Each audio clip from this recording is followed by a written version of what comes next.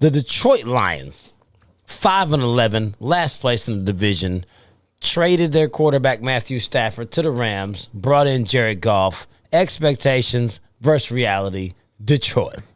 So expecting coming in, I'll just be real. Let's just go ahead and address the elephant in the room. Nobody expects Jared Goff to succeed with this Lions team. I don't even think the fans are bought in on him.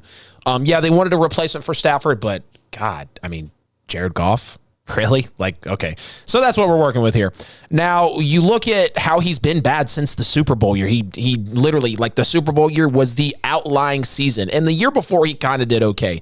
But ever since the Super Bowl year, he has not been the same. And it's been made apparent that Jared Goff is the reason those Rams were held back in the Super Bowl and really in those couple of years as well. Now you look at TJ Hockenson. I think he'll be the security blanket for Jared Goff. I think fans are expecting that because Goff, I mean, you don't have KG anymore. Galladay's out. Remember all the confusion I had thinking he was still there, man? Now he's a Giant, so we're doing good there. TJ Hockenson. Where he's at. Right. TJ Hockenson, third year in the league. I think he'll be, a good security blanket for him. Huge 6'5" frame. And a wild catch radius, man, at just 23 years old, like I mentioned. So TJ Hockenson, if he is a security blanket for Goff, I think we'll be able to see that a lot up front. And then Penei Sewell as well. I think he needs to be brought in. The fans are really expecting him to come in and provide a lot of protection on that line. Now, he was the 12th overall left tackle graded through the entire country, according to Pro Football Focus. And even the Detroit Lions, like their line is kind of slept on. If you go look at some of the ratings, their center was the third best last year. Now they did struggle at guard with Jackson, but Vaitai, yeah, served well, I think, in his role. That last name always screws me up. Now, reality. I just think they'll be one of the worst teams in the NFL. I mean, let's just call it how it is. What weapon do they really have on that roster? A lot of young guys that could play or maybe played well in college, but I mean, where is the true presence on this team at the end of the day?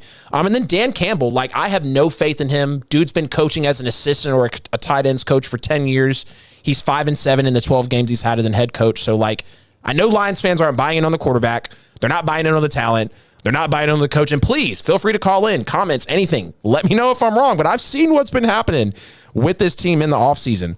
And then at the end of the day, they're going to have a top draft pick. If we're talking about reality, they're going to have a top draft pick. I think Goff maybe has one season, two at the most. They're going to be on another search for a head coach in Dan Campbell. I mean, this team has so far to go. Easily coming dead last in the division. I'm not even going to waste my time putting a win total on them because it's not going to be relevant. Sorry, Lions fans. I know y'all are all #OnePride out there, but yeah, it's not looking good for you, man. So that's how I feel about those Lions going into 2021, brother. It's funny you go that direction because they were 5-11 last year, last place in the division. They won nothing. They were trashed last year, and somehow you feel like bringing in another quarterback is like, oh, now they're doomed. They were doomed to hell with Matthew Stafford. Right. He just downgraded.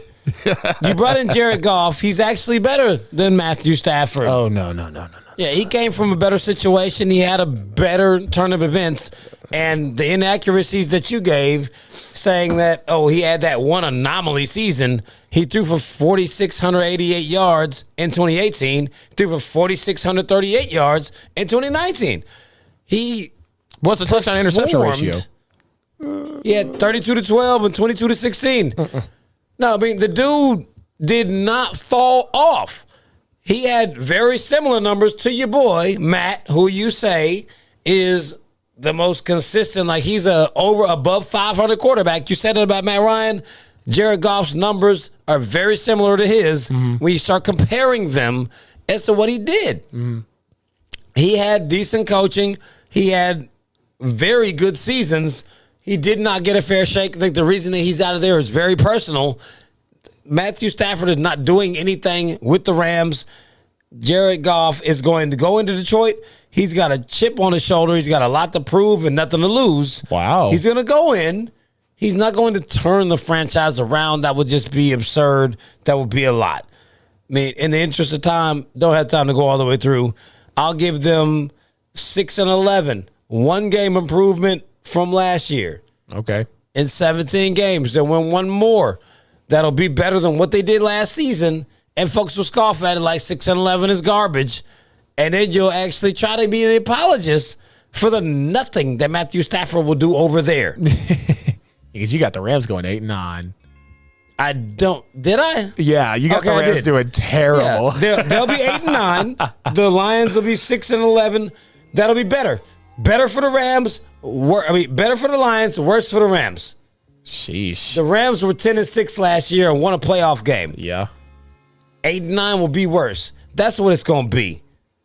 Jared Goff will at least win one more game with this team than Matthew Stafford did. Wow.